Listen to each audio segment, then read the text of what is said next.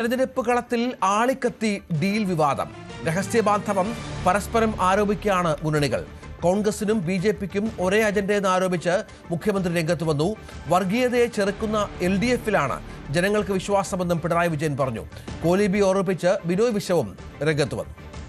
ഇതുപോലെ രാഷ്ട്രീയ നെറികളുടെ എല്ലാ കാര്യങ്ങളിലും കൈകോർത്ത് പിടിക്കാൻ ശീലിച്ച ബിജെപിയും കോൺഗ്രസും രാഷ്ട്രീയത്തിലും അതാണ് ചെയ്യുന്നത്. അതുകൊണ്ടാണ് അവർ മുൻകൂട്ടി പറയുന്നത് LDFന് ഡീലുണ്ടെന്ന്. ആരുമായിട്ട്? ബിജെപിയുമായിട്ട്. ഇത്രയും കനത്ത തമാശകൾ പറഞ്ഞാൽ അവർക്കേ പറ്റും. മോദിയും പിണറായിയും തമ്മിൽ രാഷ്ട്രീയ ധാരണയെന്നാണ് രമേശ് ചെന്നിത്തല മറുപടി നൽകിയത്. കോൺഗ്രസിനെ മാറ്റി നിർത്തുകയാണ് ലക്ഷ്യം. തുടർ ഭരണമുണ്ടായത് BJP സഹായത്തോടെയെന്നും രമേശ് ചെന്നിത്തല പറഞ്ഞു. ഡീൽ ആരോപണം മുൻകൂർ ജാമ്യമെന്നാണ് AN രാധാകൃഷ്ണന്റെ പ്രതികരണം. CPM കോൺഗ്രസ് സഖ്യം പുറത്തുവരാതിരിക്കാനുള്ള തന്ത്രമെന്നും BJP നേതാവ് ആരോപിച്ചു. അല്ല, സതീശനും സണ്ണി ജോസഫിനും ചെന്നിത്തലയ്ക്കൊക്കെ ഇത് നല്ല പരിചയമാണ്. കാരണം ചെന്നിത്തലയുടെ സ്വന്തം പഞ്ചായത്തിലാണ് ആദ്യം ഡീലുണ്ടാക്കിയത്. അവിടെ ഏറ്റവും വലിയ കക്ഷി BJP ആണ്. അവിടെ CPM കോൺഗ്രസ് സഖ്യമാണ്. അദ്ദേഹത്തിന്റെ വീടിന്റെ തൊട്ടടുത്താണ് തിരുവൻമുണ്ടൂർ പഞ്ചായത്ത്. അവിടെ BJP ആണ് ഏറ്റവും വലിയ കക്ഷി. അവിടെ CPM കോൺഗ്രസ് ഡീലാണ്. വടക്കോട്ട് നീങ്ങിയാൽ മഞ്ചേശ്വരത്ത് കഴിഞ്ഞോണ്ട് പറയും 80 വോട്ടിനാണ് സുരേന്ദ്രൻ തോക്കണം. മറ്റേ 2700 ചില്ലാൻ വോട്ടിന്. അവിടെയൊക്കെ LDFിന്റെ വോട്ടെത്രയാണ്? നേരെ LDF UDF സഖ്യമാണ്. അതിലെ സ്ഥിതി. പിന്നെ നല്ല പരിചയമുണ്ട് ഇവർക്ക് ആ കാര്യം. ഞാൻ സതീശനോടും ചെന്നിത്തലോടൊക്കെ എനിക്ക് നല്ല ബഹുമാനമാണ്. കാരണം നല്ല പണിയറിയാവുന്ന ആളുകളാണ്. കാരണം 35% വോട്ടാണ് അവർക്ക് വട്ടിയൂർക്കാവിൽ കിട്ടിയത്. കെ മുരളീധരൻ കഴിഞ്ഞ പ്രാവശ്യം 25% വോട്ട്, 10% വോട്ട് അവർ നേരെ CPMന് കൊടുത്തു. കിരൺ ബാബു വിവരങ്ങളുമായി ചേരും. കിരണ്, ഡീൽ ആരോപണമാണ് തെരഞ്ഞെടുപ്പിൽ ഈ കഴിഞ്ഞ കുറേ ദിവസങ്ങളിലായി വരുന്ന പ്രധാനപ്പെട്ട ഒന്ന്. ഇന്നിപ്പോൾ ആരൊക്കെയാണ് ഡീല്? എന്തെങ്കിലും പുതിയ ഡീലുകളുമായി ബന്ധപ്പെട്ട വിവാദങ്ങളുണ്ടോ? രഞ്ജിത്ത്, ഡീൽ ആരോപണം പ്രധാനമായും ഉന്നയിക്കുന്നത് കോൺഗ്രസ് ആണ്. BJPയും CPMും തമ്മിൽ അത്തരമൊരു ഡീലുണ്ടെന്നും 10 മണ്ഡലങ്ങളിൽ അങ്ങനെ BJPക്ക് വോട്ട് മറിച്ച് CPM നൽകുമെന്നും അതിന് പകരമായി മറ്റു മണ്ഡലങ്ങളിലൊക്കെ CPMന് BJP വോട്ട് മറിച്ച് നൽകുമെന്നുള്ള ഡീൽ ആരോപണം. ഇതാണ് ഈ ഡീൽ ആരോപണം. പൂർണ്ണമായും ഈ ഡീൽ ആരോപണം CPM തള്ളിക്കളയുകയാണ്. CPM തള്ളിക്കളയുക മാത്രമല്ല, ചരിത്രപരമായി എങ്ങനെയാണ് കോലീബി സഖ്യം മുതൽ ഏതെല്ലാം കാലത്താണ് കോൺഗ്രസ് BJPയുമായി ഡീലുണ്ടാക്കിയത് എന്ന് പറയുന്നതിന്റെ ഉദാഹരണങ്ങൾ നിരത്തിയാണ് CPMന്റെ പ്രധാനപ്പെട്ട പ്രതിരോധം വരുന്നത്.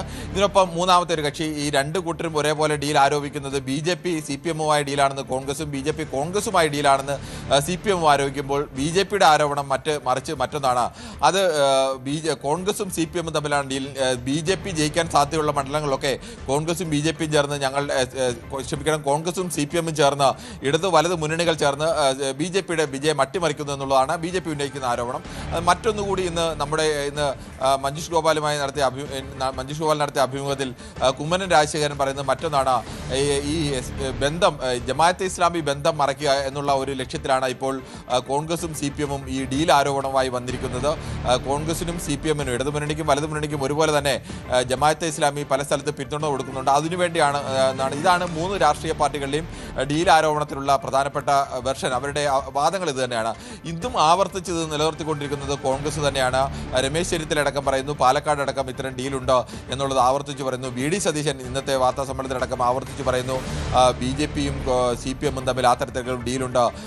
എന്തുകൊണ്ടാണ് മുഖ്യമന്ത്രി പിണറായി വിജയനെതിരെയുള്ള കേസ് സുപ്രീം കോടതി നിരന്തരം നീട്ടിവെച്ചുകൊണ്ടിരിക്കുന്നത്, PMCയിൽ ഒപ്പിട്ടത്, അങ്ങനെ ചില വിശദീകരണങ്ങളൊക്കെയാണ് നൽകുന്നത്. എന്തായാലും അങ്ങനെ ഒരു വിഷയം കത്തിച്ചു നിർത്തണം, ഇങ്ങനെ പ്രധാനമായും തെരഞ്ഞെടുപ്പിൽ ഒരു പ്രധാന വിഷയമാക്കണമെന്ന് ഒന്നാമത് ആഗ്രഹിക്കുന്ന പാർട്ടി കോൺഗ്രസ് ആണ്. കോൺഗ്രസിന്റെ വാദങ്ങളും ഇതൊക്കെയാണ്. CPM ഇതിനെല്ലാം പ്രതിരോധിക്കുന്നത് BJPക്കെതിരെ, സംഘപരിവാറിനെതിരെ അതിശക്തമായ രാഷ്ട്രീയ നിലപാട് സ്വീകരിച്ചിട്ടുള്ളത് എല്ലാ കാലത്തും CPM ആണ്.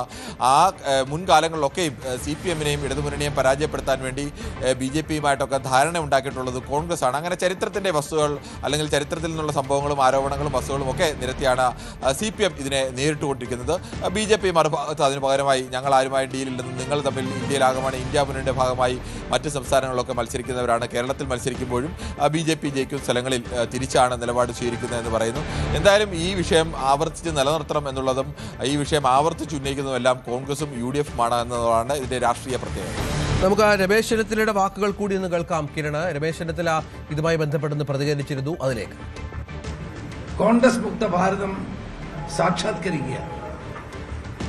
അതിനു വേണ്ടിയിട്ട് കേരള മുഖ്യമന്ത്രി പിണറായി വിജയനുമായി രാഷ്ട്രീയ സഖ്യത്തിലാണ്, അലിഖിത രാഷ്ട്രീയ സഖ്യത്തിലാണ് ഇവർ തമ്മിൽ ഏർപ്പെട്ടിരിക്കുന്നത്.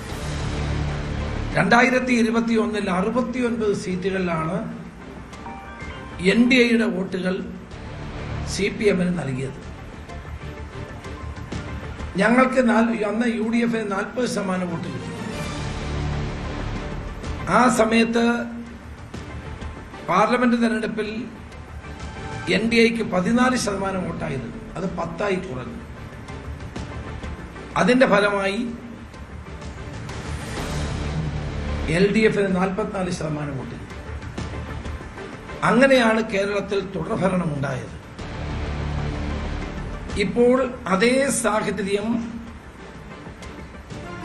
വരുത്തി തീർക്കാൻ, ഉണ്ടാക്കിയെടുക്കാനുള്ള ബോധപൂർവമായ രാഷ്ട്രീയമായ കുതന്ത്രങ്ങളാണ് മുഖ്യമന്ത്രിയും പ്രധാനമന്ത്രിയും തമ്മിൽ ഉണ്ടാക്കിയിരിക്കുന്നത്.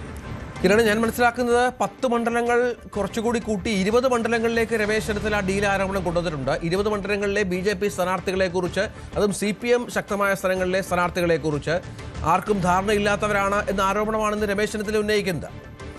രഞ്ജിത്ത്, ഈ എത്ര മണ്ഡലങ്ങളാണ് എന്നുള്ളതൊന്നും അങ്ങനെ വളരെ കൃത്യമായി ഇവരാരും ഓരോരുത്തർ 10 പറഞ്ഞു, 20 പറഞ്ഞു. പ്രതിപക്ഷ നേതാവ് പറയുന്നത് 22 സീറ്റുകൾ വരെ 2020 പോലൊരു പാർട്ടിക്ക് NDA നൽകി. സ്വാഭാവികമായി ആർക്കും തോന്നാവുന്ന ഒരു സംശയമാണ്, 2020 പോലൊരു പാർട്ടിക്ക് 22 സീറ്റുകളൊക്കെ എങ്ങനെയാണ് NDA പോലും പ്രധാന മുന്നണി നൽകുന്നത്? അത് ഒരു ഡീലിന്റെ ഭാഗമാണ്. ചിലപ്പോൾ ആ മുന്നണി ഒരു പാർട്ടിയെ കൂടെ കിട്ടുന്നതിന് അങ്ങനെ കൂടുതൽ വലിയ സീറ്റുകളൊക്കെ നൽകി പലപ്പോഴും മുന്നണികൾ ചെറു പാർട്ടികളെയൊക്കെ ശക്തിക്ക് വേണ്ടി എടുക്കാറുണ്ട്. അതിന്റെ ഭാഗമാകും. അതൊക്കെ ആ മുന്നണി തീരുമാനിക്കേണ്ടതാണ്. പക്ഷേ ഇവർ ഉന്നയിക്കുന്ന ഒരു ആരോപണം, 22 സീറ്റ് എന്തുകൊണ്ടാണ് 2020 തൃപ്പൂണിത്തറ പോലെ BJPക്ക് കഴിഞ്ഞതിന് മുമ്പിൽ തവണ 29,000-ഓളം വോട്ട് കിട്ടിയ, കഴിഞ്ഞ നിയമസഭാ തെരഞ്ഞെടുപ്പിൽ 24,000-ഓളം വോട്ട് കിട്ടിയ ഒരു മണ്ഡലത്തിൽ അവിടെ BJPക്ക് പകരം 2020 സ്ഥാനാർത്ഥി വരുന്നു. അവിടുത്തെ ജാതിമത ഇക്വേഷനുകൾക്ക് പകരമായി മറ്റൊരു സ്ഥാനാർത്ഥിയെ അവിടെ വരുന്നു. ഇതൊക്കെ സഹായിക്കാനാണ്. അങ്ങനെ ഓരോരുത്തർ എണ്ണം നോക്കിയാൽ 10 എന്ന് പറയുന്നതും 20 എന്ന് പറയുന്നതും ഈ 2020 22 കൂട്ടി കഴിഞ്ഞാൽ പിന്നീട് പാലക്കാടും ഒക്കെ ചേർക്കുമ്പോൾ അത് 22-ലും ഒക്കെ കൂടും. അങ്ങനെയല്ല, അതിനപ്പുറത്തേക്ക് ഏതെല്ലാം മണ്ഡലങ്ങൾ എന്നുള്ളത് കൃത്യമായി പറയുന്നില്ല. കാരണം ഇങ്ങനെ പറയുന്നതിൽ ഒരു ചെറിയ അപകടം കൂടിയുണ്ടോ. സ്വാഭാവികമായും ഡീലുണ്ട് എന്നുള്ള ഒരു വലിയ രീതിയിൽ പറഞ്ഞു കഴിഞ്ഞാൽ ചിലപ്പോൾ അത് തിരിച്ചടിക്കാനും സാധ്യതയുണ്ട്. അങ്ങനെയാണെങ്കിൽ ആ സ്ഥാനാർത്ഥിയല്ലേ ജയിക്കാൻ സാധ്യത എന്നുള്ള മട്ടിലൊക്കെ വോട്ടൊക്കെ പോകാൻ സാധ്യതയുണ്ട്. അതുകൊണ്ട് അങ്ങനെ എല്ലാ മണ്ഡലങ്ങളുടെ പേരെന്ന് പറയാം. പ്രധാനമായും പാലക്കാട് ചൂണ്ടിക്കാട്ടിയാണ് ഈ പറയുന്നത്. കാരണം പാലക്കാട് കഴിഞ്ഞ 2-3 തവണയായി ത്രികോണ പോരാട്ടം അതിശക്തമായി നടക്കുന്ന മണ്ഡലമാണ്. കഴിഞ്ഞ ഉപതെരഞ്ഞെടുപ്പിലടക്കം അങ്ങനെ കൂടി ശ്രദ്ധേയ ഒരു മണ്ഡലമാണ് പാലക്കാട്.